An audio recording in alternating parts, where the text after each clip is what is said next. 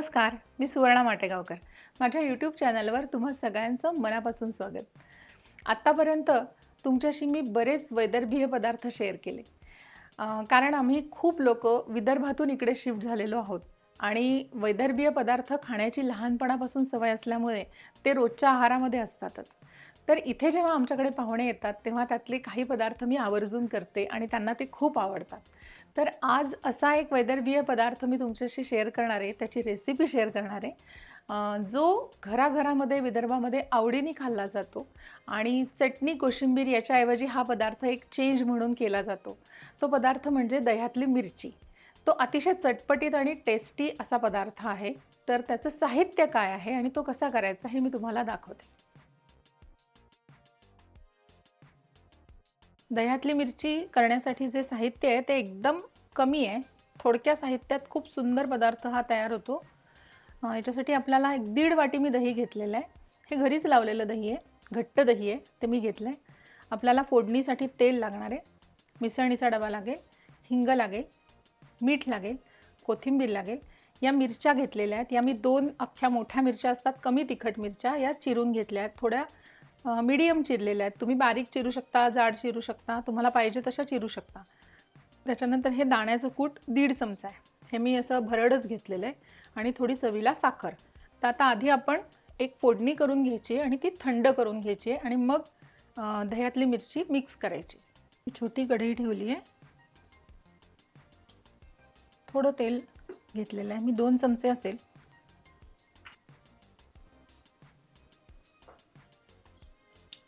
तापलं आहे.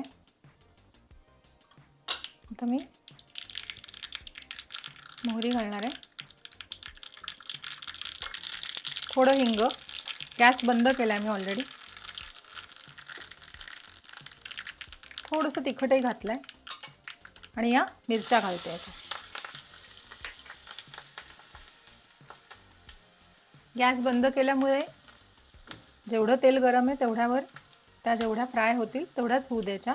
आता ही फोडणी आपल्याला पूर्ण थंड करून घ्यायची आहे आणि मग पुढची प्रोसेस करायची. आता आपली फोडणी थंड झालेली आहे.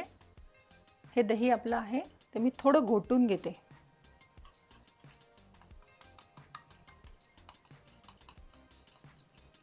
दह्यामध्ये जरा गुठळ्या असतात, ते छान असं घोटून घ्यायचं,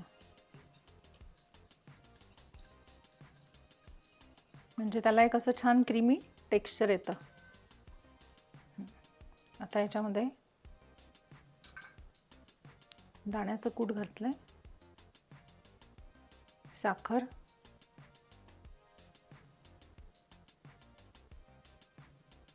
चवीप्रमाणे मीठ, कोथिंबीर आणि ही थंड झालेली फोडणी घालायची याच्यामध्ये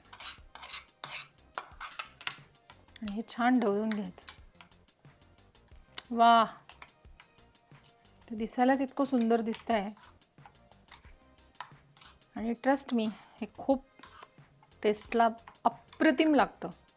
हे भाकरी, फुलका कशाबरोबर आहे, तुम्ही इवन बिर्याणी, पुलाव ह्याच्याबरोबर सुद्धा ही दह्यातली मिरची करायला हरकत नाही. खिचडीबरोबर सुद्धा सुंदर लागते ही चवीला. आता आपण याचं काढून घेऊया एका बोलमध्ये.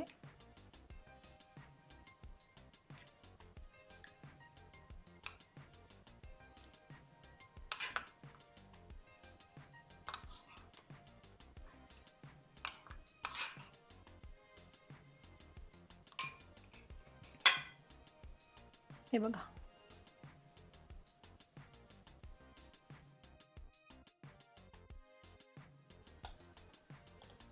दह्यातली मिरची आपली तयार आहे. इतकी टेम्पटिंग दिसते ती. माझ्या सासूबाई दह्यातली मिरची फार सुंदर करतात. माझ्यापेक्षा कैक पटीने सुंदर त्यांची होते, त्यांनी केलेली होते.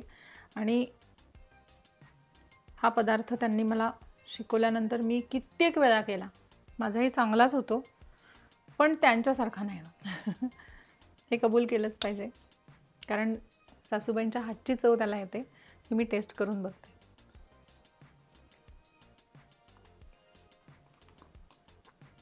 अप्रतिम झाले, खूप सुंदर.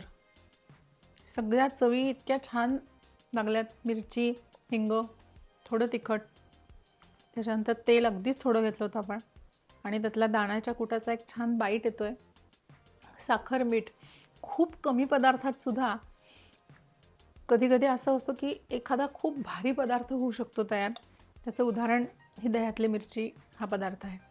तुम्ही हा पदार्थ नक्की करून बघा. दह्यातली मिरची खिचडीबरोबर स्पेशली खूप छान लागते. नक्की करून बघा आणि मला अभिप्राय तुमचा सांगा. त्याच्यानंतर तुम्ही तुमच्या केलेल्या पदार्थांचे जर मला फोटोज, व्हिडिओज पाठवले तर मी ते नक्की पोस्ट करीन.